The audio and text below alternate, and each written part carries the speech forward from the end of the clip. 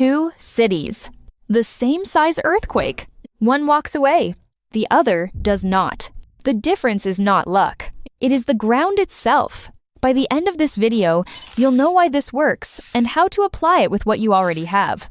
When most people picture earthquake danger, they picture the fault. They picture the crack in the earth. They picture the moment rocks break and energy races outward. That matters. But it is only the start. The real story often begins when those seismic waves reach a city. According to the United States Geological Survey, about 10,000 earthquakes are recorded in the United States each year. A large share happen in California. Yet, the same shaking does not hit every neighborhood the same way. One block can ride out a quake. Another can come apart. The reason is called site amplification. In plain English, hard rock and soft soil do not react the same way. Bedrock tends to shake fast, then stop. Soft sediment can boost the waves, stretch the shaking, and trap energy inside a basin. That is the basin effect. A city built over deep, loose sediments can move longer and harder than a city on solid ground, even when both are the same distance from the source. And if that soil is wet and loose, it can fail outright. That is liquefaction. The ground loses strength and starts behaving more like a liquid than a solid. Roads buckle. Foundations tilt. Pipes snap from below. That point changes how you think about earthquake danger. The common belief is that the city closest to the fault is always in the worst shape. Earth science says that is not always true. Distance matters. Magnitude matters. But soil can decide whether shaking passes quickly or keeps building into a disaster. The textbook case is Mexico City in 1985. A magnitude 8 earthquake struck on the Pacific coast, hundreds of miles away. Yet Mexico City suffered terrible damage. Why? Because Mexico City sits on an old, drained lakebed made of soft clay. That clay amplified the seismic waves and held them longer. It also matched the motion of many mid-rise buildings, which made the movement worse for exactly the kind of structures spread across the city. Mexico City became the clearest example of a hard truth. A distant earthquake can become deadly when soft ground turns the city itself into an amplifier. Now bring that lesson to the United States. Start with Los Angeles. Most people hear Los Angeles and think of the San Andreas Fault. For good reason. It is one of the most studied fault lines in the world. The long-feared big one is often described as a scenario near magnitude 7.8 on the San Andreas Fault. But Los Angeles is not just exposed because of the fault. It is exposed because of the Los Angeles Basin. That basin holds deep sediments that can trap and strengthen shaking. So the danger is not only the first jolt. It is the long rolling motion that basin soils can feed. According to the United States Geological Survey, in 2021, California has a 72% chance of a major earthquake within the next 30 years. According to the California Seismic Safety Commission, in a 2023 report, about 8 million residents live in areas that could be severely impacted by an earthquake. Los Angeles sits inside that wider risk picture. And even with stronger building codes than in the past, many older buildings still do not meet modern standards. That leads directly to the San Francisco Bay Area, where the threat is less abstract and more direct. The Hayward Fault runs through dense East Bay cities. It is often called a tectonic time bomb because of where it sits, under heavily built urban ground. But fault location is only part of the danger. Around San Francisco Bay, there are broad zones of soft bay mud and fill that are prone to amplification and liquefaction. The best-known example came in the Marina District during the Loma Prieta quake of 1989. The Marina District was built on filled ground, and that ground performed badly. This is the same lesson as Mexico City, just in a different form.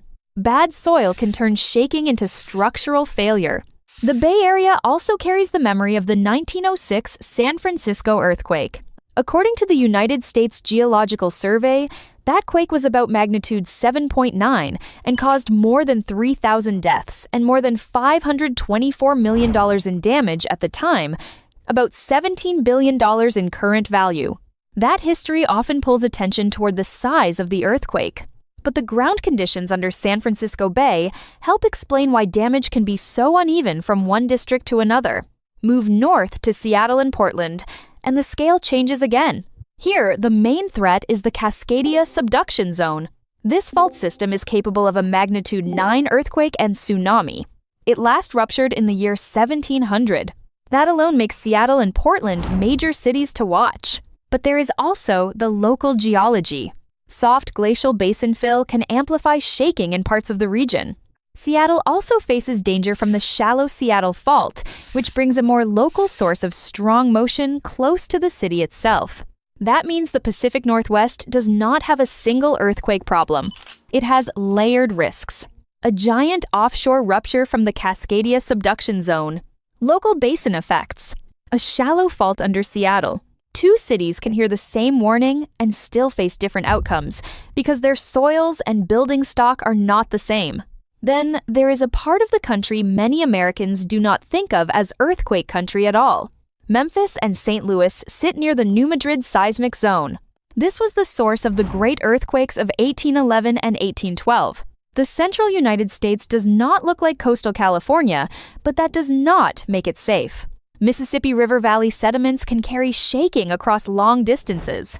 That means a quake can be felt across a broad region. And unlike parts of California, this region has less modern earthquake retrofitting and less public preparation. The research notes point to low readiness in many municipalities as of 2023, with aging infrastructure still a weak point. According to the American Society of Civil Engineers' 2021 infrastructure report card, 40% of bridges and 29% of dams nationwide are structurally deficient or functionally obsolete. In a region with less earthquake-focused construction history, that kind of weakness matters even more.